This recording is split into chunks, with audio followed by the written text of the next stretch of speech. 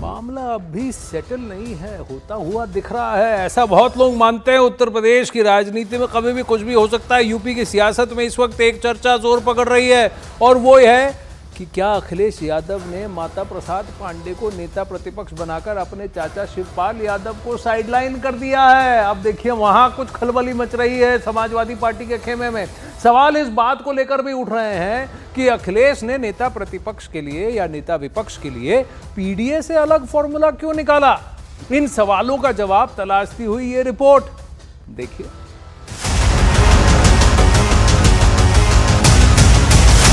क्या अखिलेश ने शिवपाल यादव की अनदेखी की?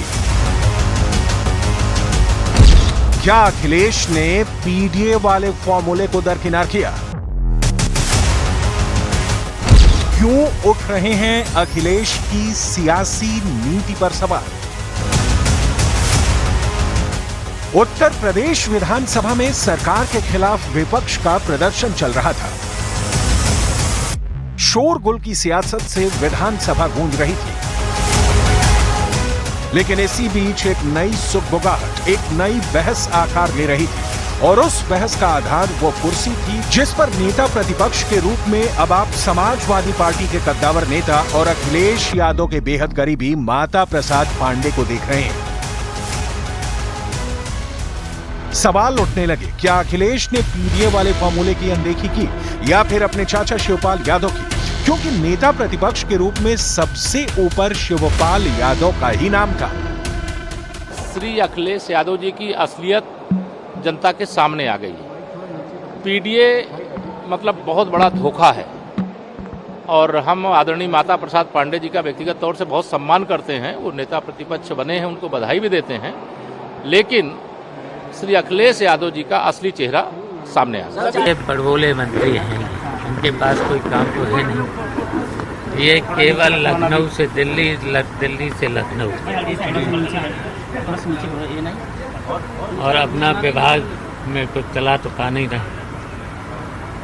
और मुख्यमंत्री ने खुद ही उनको झुंझुना पकड़ा दिया है, कोई काम के तो नहीं। सियासत में हर हाव भाव के पीछे एक कहानी होती है और उसी कहानी के सिरे को अखिलेश के विरोधियों ने थाम लिया है। जरा गौर कीजिएगा शिवपाल यादव के चेहरे को, जिनके ठीक बगल में नेता प्रतिपक्ष माता प्रसाद पांडे बैठे हैं।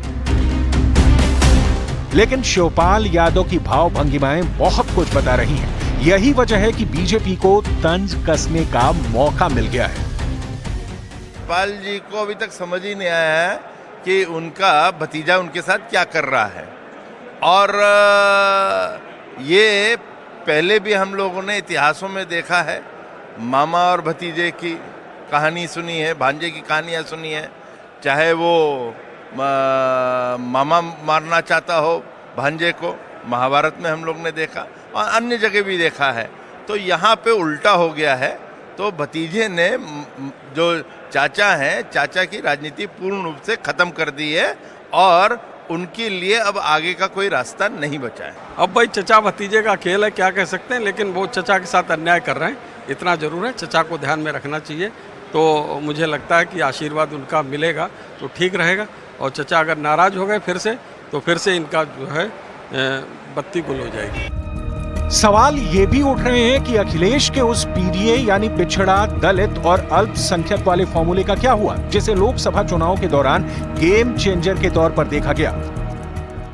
देखिए, उनके वो परिवार का विषय हमको उस पर नहीं कहना है, लेकिन आप हमेशा से उठाकर देखिए कि कभी इन्होंने पिछड़ों का साथ नहीं दिया है, दलितों का साथ नहीं दिया है, हमेशा उनको धोखा देने का काम किया है। तो बड़ी उम्मीद थी लोगों को कि कोई राजभर समाज से आएगा, कोई पासी समाज से आएगा, कोई पटेल समाज से आ सकता है, लेकिन पिछड़ा तो इनको कभी दिखाई नहीं दिया जीवन में, तो आज कैसे दिखाई देगा।